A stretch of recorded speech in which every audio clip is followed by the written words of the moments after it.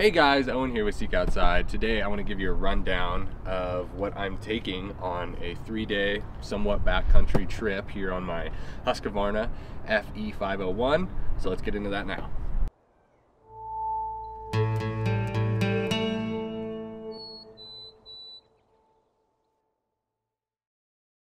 First thing I want to walk through is the bike itself. Obviously, like I said, Husqvarna FE 501. This is the S model, so it's the dual sport. I've done quite a few things to it. Still have some stuff to do, but it's not cheap to keep adding stuff to your bike. But we'll just walk through this. First thing I did was get some more aggressive tires because the tires that come on it are pretty dual sporty. These are a little bit more aggressive. These are more like 90% off-road, 10% on-road. So, and that's kind of the riding I do. So put those new tires on there. I also got these ram mount mirrors. So these guys fold in, and then in the event of throwing your bike at the ground off-road, they also move out of the way, so you'll never break a mirror, which is really nice. And then lastly, for the most part, besides I cleaned up the rear end and took the blinkers off and stuff, just hand signals only. Besides that, we have the Mosko Reckless 40-liter system here on this bike. So this is a rackless system. I've been really impressed with it. This will be my first trip with it, but I have done some riding with it. So let's get into what I have in the bag. All right, so in my first dry bag, this is the Mosko bags. They're really cool actually because they have this see-through, so when you take it off the bike you can kind of see what's in there if you don't recall. But we'll start off with my shelter. One of, in my opinion, the perfect shelters to take for this time of the year, it's September, is the Sunlight. We recently came out with this shelter. It's very light, very packable, and it has a sewn-in floor as well as bug netting. So you can have bugs this time of the year, you can be cold, you can have inclement weather.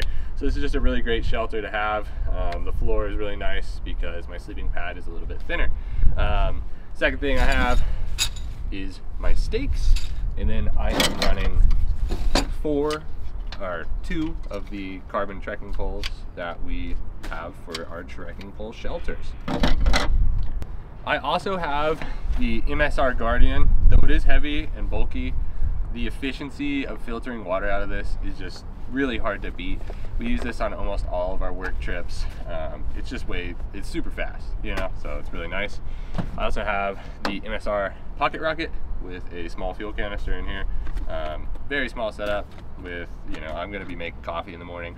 The truth is I'll probably be close enough to towns that every day I can kind of just eat out there. So won't be having too many dehydrated meals, which would be nice. And then I also have this 90-ounce platypus bag here for storing water when I get to camp. It just packs up really small and it's super easy to use. The other 2 things I have here, or other few things, in between both of my dry bags, I'm splitting some clothing between them. So what I have here, pair of underwear, pair of wool socks. Wool socks are going to be nice because I'll be doing a lot of water crossings in the area I'll be riding. So it's going to be nice to have some dry socks at camp. September in Colorado, especially up in the high country, you can have quite a bit of temperature ranges. Could be really cold, could be warm. Bring in a beanie just in case I get cold at night. And then I have my First Light Puffy. I really like this. It's super lightweight and keeps you warm at night. And yeah, just really enjoy this piece of gear. So that is my first dry bag.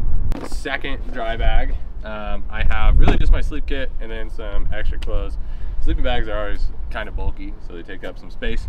But one of the things I invested in this year was some lighter and smaller kit because I knew I was going to be doing trips like this off of this bike. So I have this Nemo Tensor, the regular wide. I think it weighs hardly a pound. It packs up really small. I mean, it gets even smaller. So really enjoy this, and the comfort isn't too bad. Only concern is it's a little thin, so if I'm in a spot with rocks and stuff, I will take extra precaution to not have it pop. I also have a Nemo, the Pillow. This is a lightweight blow-up pillow. I really like this. Sleep in the backcountry for me is huge, so I'm always going to try and take a pillow. And then I also have this Marmot helium bag. I've owned this for a really long time, probably 12 years. This is 15 degree It's lightweight. I wish I had a Western Mountaineering, but this thing hasn't given up on me yet, so I am going to continue to use this. Another thing I have is just a headlamp. As we're getting into September, it's getting darker every day here, so headlamp's going to be nice for camp. And then as far as clothes, I am a big fan of camp clothes. Moto pants and moto boots are not the most comfortable thing to sit around camp in. So we'll start off with the pants, is Zoet Clothing Edge pants. These are super lightweight, stretchy fabric, just really comfortable to hang around camp in. They're almost like a hiking pant, meant for mountain biking, but I wear them just as kind of a daily driver. I also I'll be doing a lot of fly fishing on this trip. It's kind of the whole reason I'm doing it. I have a sun shirt. This is really nice because it keeps you cool, keeps you away from the sun. Really enjoy this piece of kit.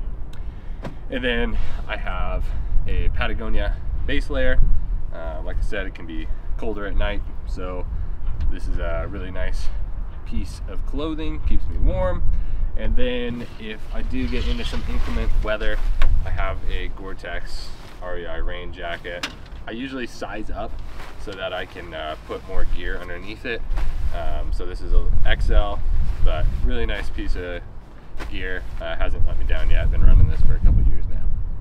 Last thing is the top bag. So that goes in what they call the beaver tail. So this is just an 8 liter. It's a smaller bag. And then I also have my fly rod. This is my Winston fly rod.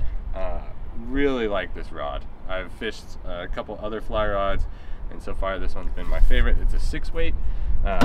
Great for chucking heavier stuff. So I really enjoy that rod.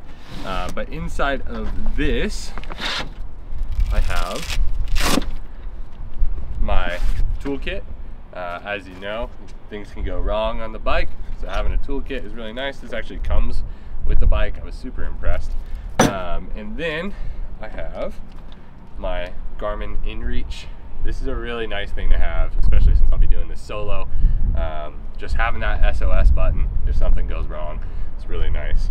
So that is an essential for me on almost any trip that I'm going solo on.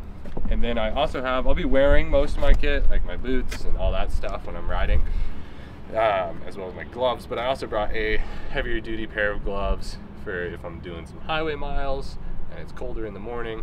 I'll just put my thinner gloves inside of these thicker gloves and have warmer hands, which is nice.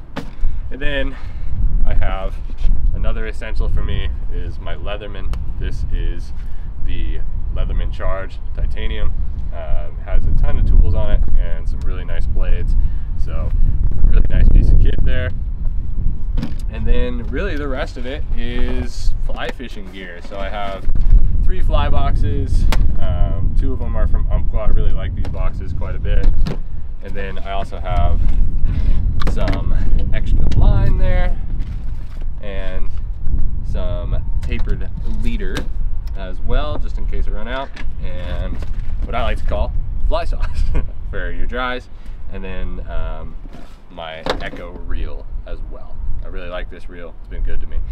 So anyways, that is most of my kit right there. There's a few other things I'm going to be missing out that I need to grab when I go to work. One is a Fearlessly floorless ground sheet. Those are great for protecting your pad. Like I said, the Nemo pad's a little bit thinner, so just want to be a little bit more cautious there. I'll also be bringing some sandals for camp, as well as some toiletries. So, but that's most of my kit for this 3-day trip. Anyways, that's been my gear check for this trip. I can't wait to do the trip. There's a few other small things I want to do to the bike eventually. Bigger fuel tank is actually on the way, but it's not going to arrive in time. And just some other small stuff to turn this into an adventure bike. But thank you guys for watching. If you like this video, go ahead and like it, and check out the rest of our channel. If you want to, subscribe. You guys have a great day.